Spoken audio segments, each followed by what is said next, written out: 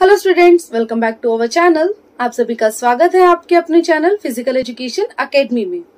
तो जैसे कि सबको पता है, 12th के बाद आपको किसी न किसी स्ट्रीम में जाना ही है। तो अगर आप फिजिकल एजुकेशन की लाइन में जाना चाहते हो, स्टडी करना चाहते हो इसकी आगे, तो दिल्ली यूनिवर्सिटी के अंडर एक कॉलेज आता है जो कि है Indira Gandhi institute of physical education and sports science. तो इसमें एंट्रेंस एग्जाम होते हैं, जिसमें सबसे पहले एग्जाम आपका होता है रिटन का।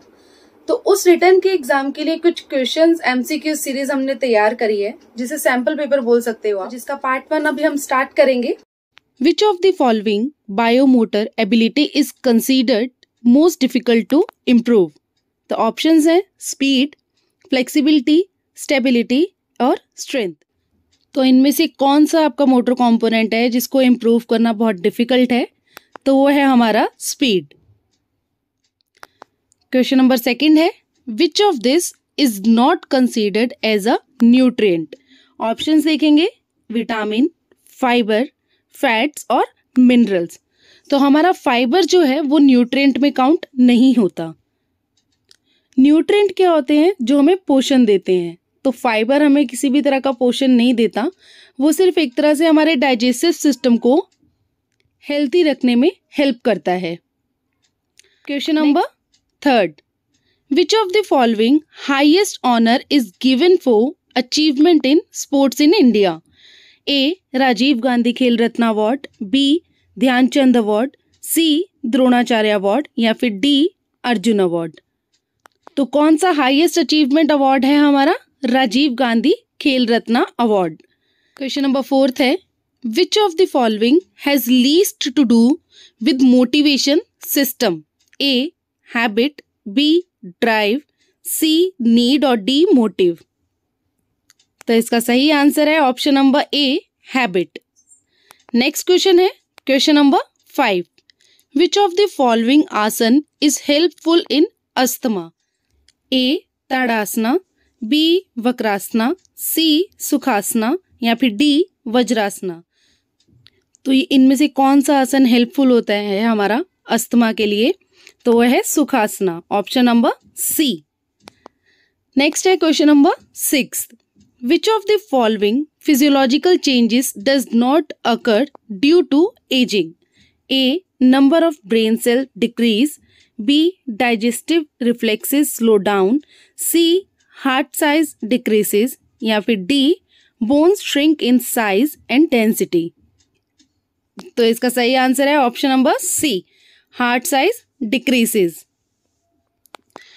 तो क्वेश्चन नंबर 7 है, which of the following games were previously called British Empire Games? South East Asian Games, B Olympic Games, C East Asian game या फिर डी कॉमनवेल्थ गेम्स। तो इनमें से कौन सी गेम है जो पहले ब्रिटिश एम्पायर गेम्स के नाम से जानी जाती थी?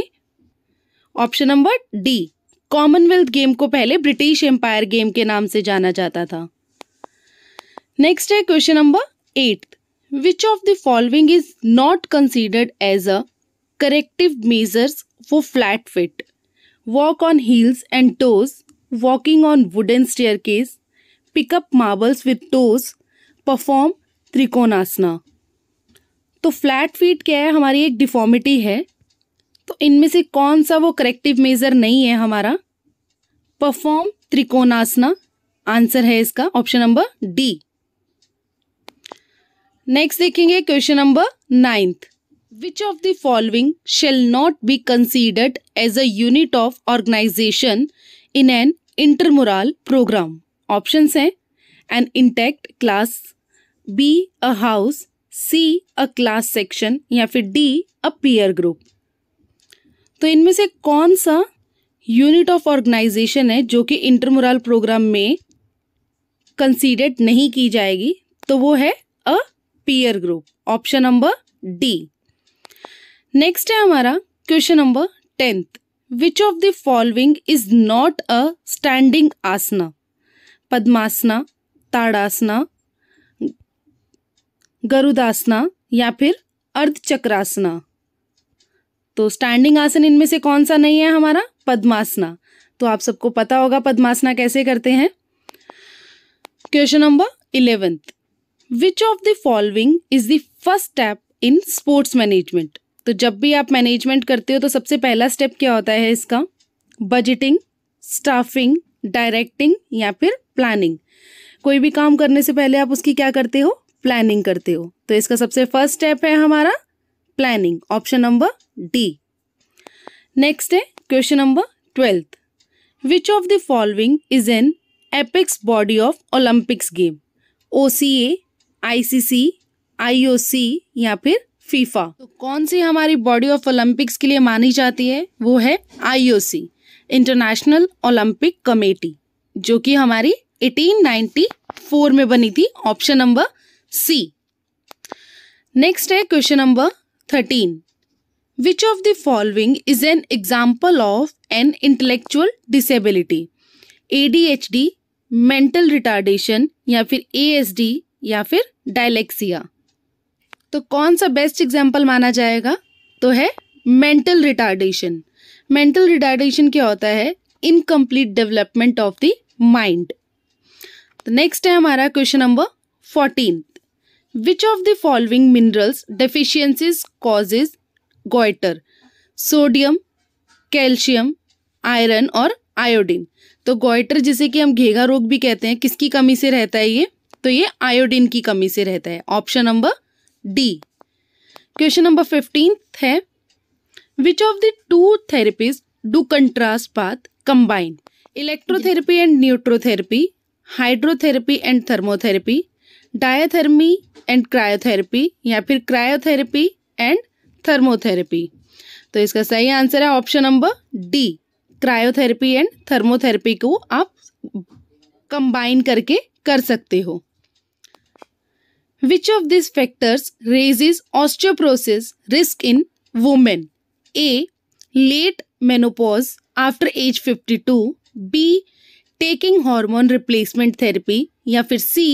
Early menopause before age 45 या फिर having a BMI over 90 kg/m²। इसका सही आंसर है option number A, late menopause after age 52। Question number 17 है which one of the following is macronutrient? Water, vitamin, protein और मिनरल्स। तो न्यूट्रिएंट्स हमारे macro और माइक्रो होते हैं।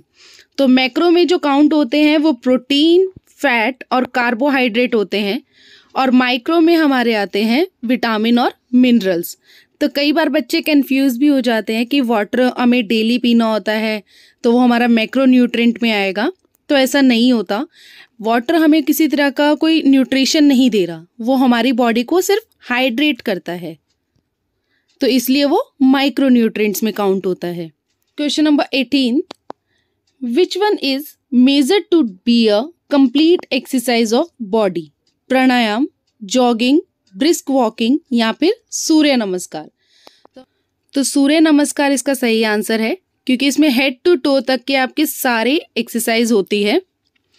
नेक्स्ट है question number 19।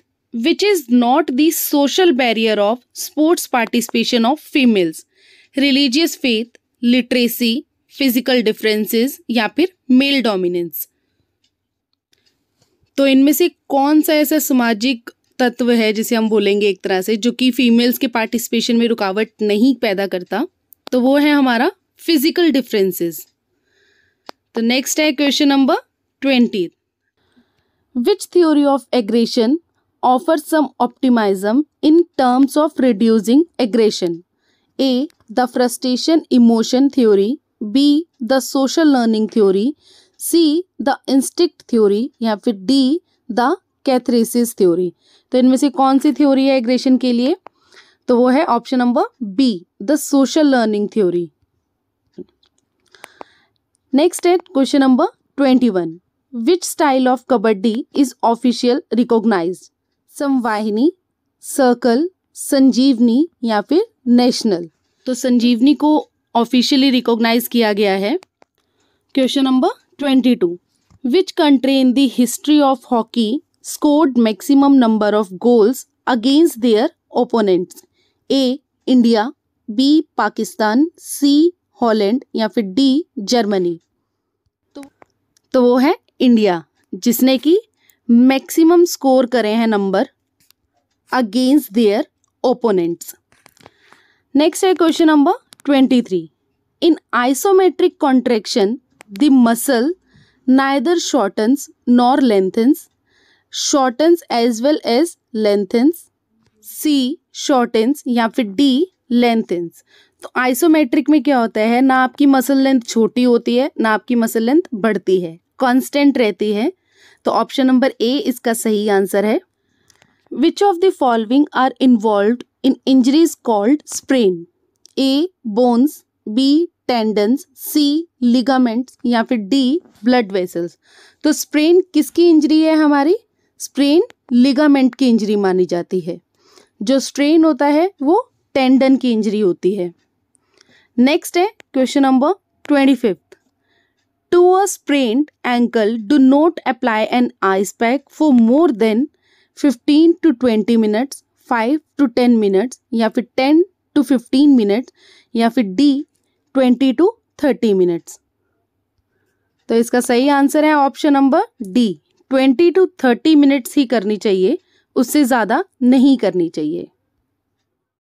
Thank you for watching my video. उम्मीद करती हूँ क्वेश्चन अच्छे लगे होंगे और अच्छे से समझ आए होंगे और आप इसे अच्छे से समझ के आगे तैयारी भी करेंगे. ये तो था सैम्पल पेपर का पार्ट 1. लगातार हम ऐसे ही सैम्पल पेपर्स के पार्ट्स डालेंगे जिसे आप पढ़कर अपने एंट्रेंस एग्जाम को इजीली क्रैक कर सकते हो. Thank you.